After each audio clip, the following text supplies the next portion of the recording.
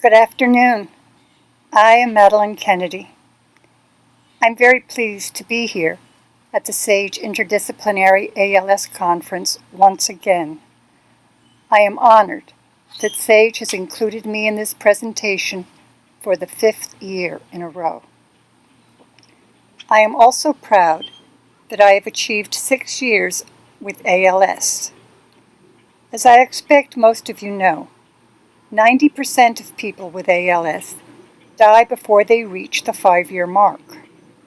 At this point, I have outlived the life expectancy of most ALS patients, as well as my own expectations. I am grateful for that. I mark these 6 years not only in time, but also in the quality of my life. As the disease progression is so different for each one of us, no one knows why I am still here and others die within a year of diagnosis. What I do know is that the quality of my life has largely due to the skill and expertise of each one of the disciplines sitting here today. I am confined to a wheelchair. I need to be fed.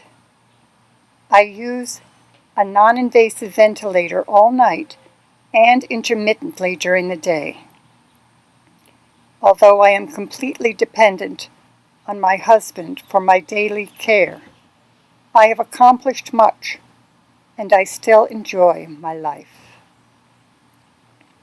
Since my diagnosis in 2012, my family has continued to expand. In addition to my 4 children, I currently have 2 daughters-in-law and a son-in-law, and I have had the great fortune to welcome 2 grandchildren, and soon a 3rd.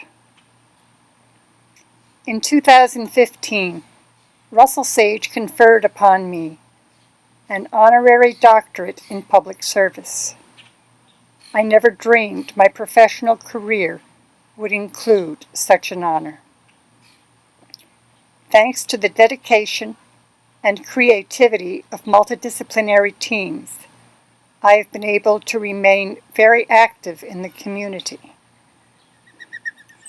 I played golf with an adaptive golf cart for 3 years.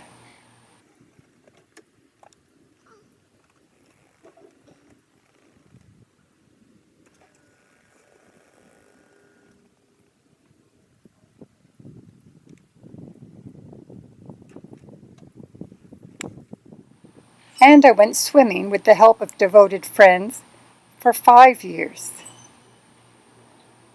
I continue to work to increase awareness of ALS, a disease too long in the shadows. My advocacy efforts have included lobbying on Capitol Hill, serving as an ALS patient member on the committee to develop guidelines for the FDA, as well as participation in many local and national committees and countless fundraisers.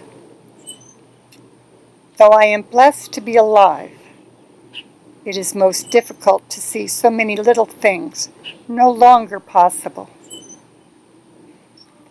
I cannot scratch my head, turn on a light, open a door, pet my dog, or hold my grandchildren.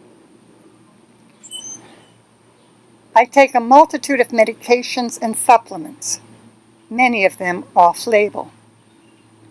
In 2017, the FDA approved a second drug to treat ALS, Radicava, a drug from Japan.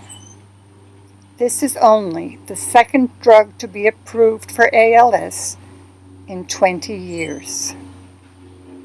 While not a treatment or a cure, it is hoped to delay progression by 1/3.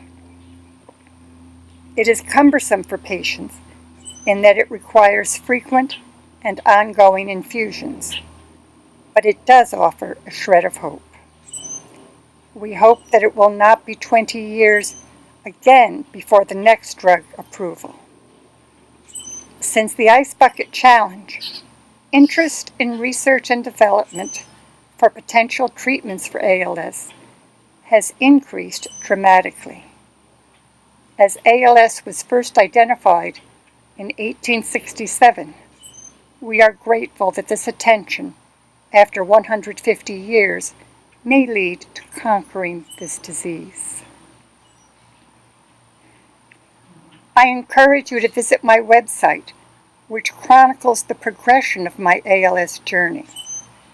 As you can tell, I'm very open about my experience, and I would be more than happy to answer any questions. I thank you for your commitment to healthcare as a colleague and as a patient. The multidisciplinary delivery approach is essential to quality of life and maximizing functional survival times for so many patients with progressive degenerative diseases. I am pleased to report that the numbers for my respiratory capacity have improved over the last several months. Whether this is due to Radicava, my supplements, my off-label medications, or the help of the multidisciplinary team, I cannot say. I can say, however, that somewhere a treatment and a cure is out there. We just have yet to find it. As Stephen Hawking said, where there is life, there is hope. Thank you all.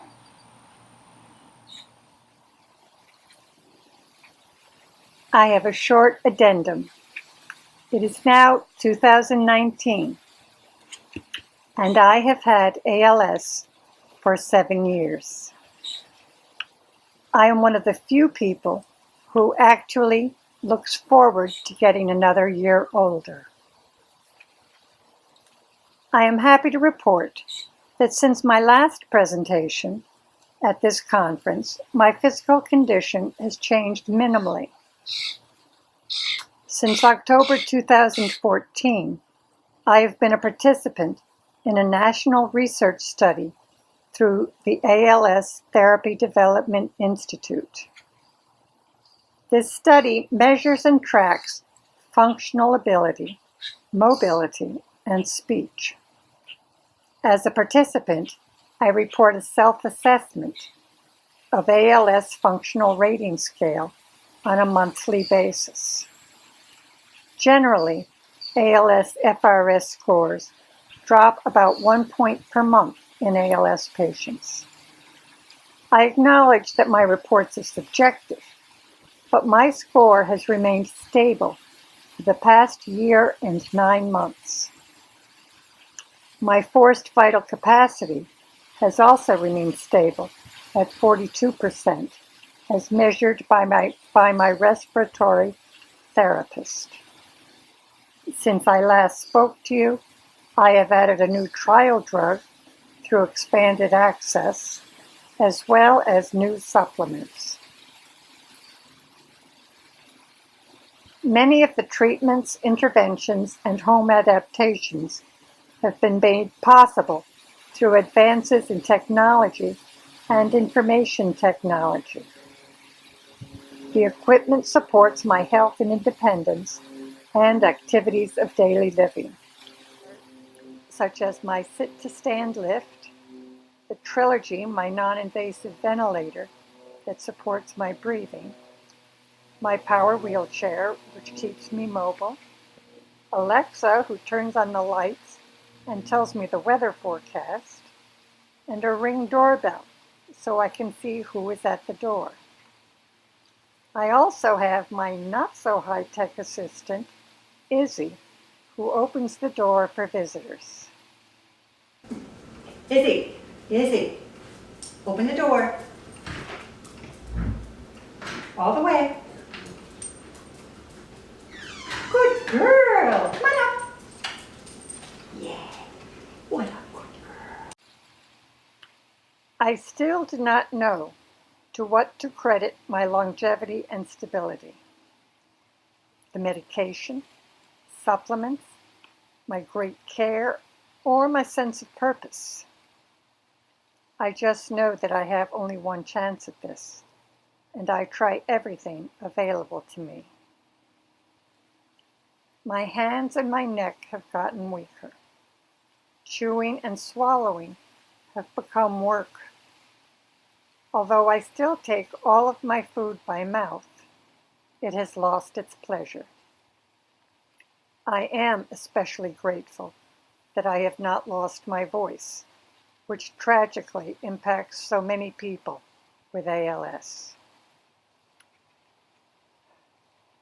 When I first developed ALS, I wondered if I would live long enough to meet my grandchildren. I am happy to report that by the end of this summer, I will have 5 granddaughters. Such extra blessings. I look forward to seeing you all again next year, and I do plan to be here. Thank you.